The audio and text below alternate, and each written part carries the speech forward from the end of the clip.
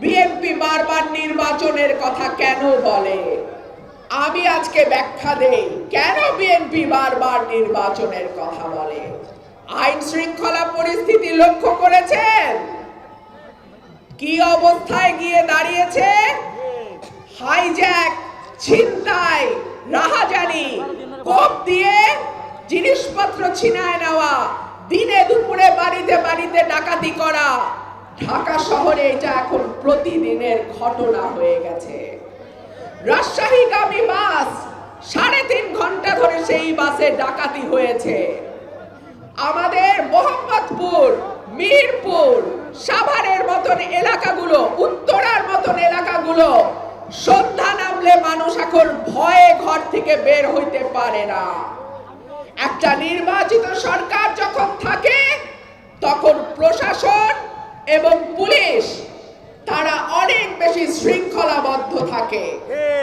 একটা নির্বাচিত সরকার যখন থাকে তখন কেন্দ্র থেকে তৃণমূল পর্যন্ত একটা ল এন্ড অর্ডার, আইন শৃঙ্খলা পরিস্থিতি সঠিকভাবে চলতে যেন পারে সেই জন্য একটা সংঘবদ্ধ শক্তি থাকে।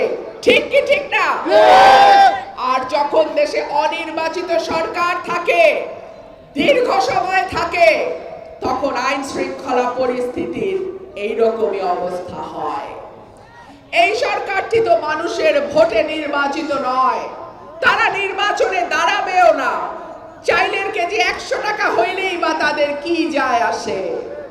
কিন্তু আমাদের মতন যারা সাধারণ মানুষ, আমরা যারা ভোটের আশায় আপনাদের দরজায় দরজায় ধাক্কা দেই, আমাদেরকে ভাবতে হয় জিনিসপত্রের দাম বাড়লে মানুষ আমাকে আর ভোট দিবে না। সেই জন্য একটা নির্বাচিত সরকারের এত দরকার।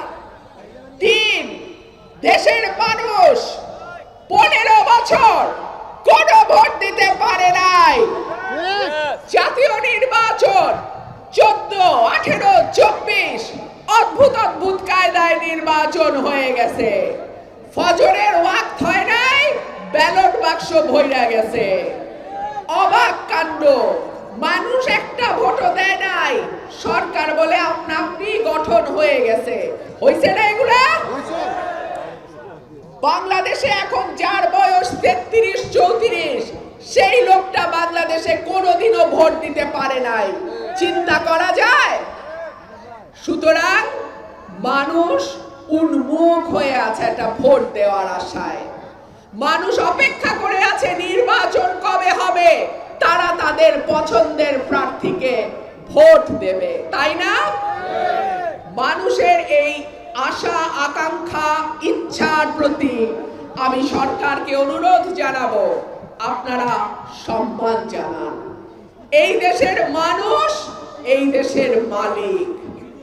এই মালিকানা তাদের কাছ থেকে কেড়ে নেওয়ার চেষ্টা করবেন না।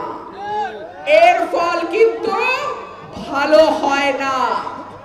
শেখ হাসিনাকে পালাতে হয়েছে।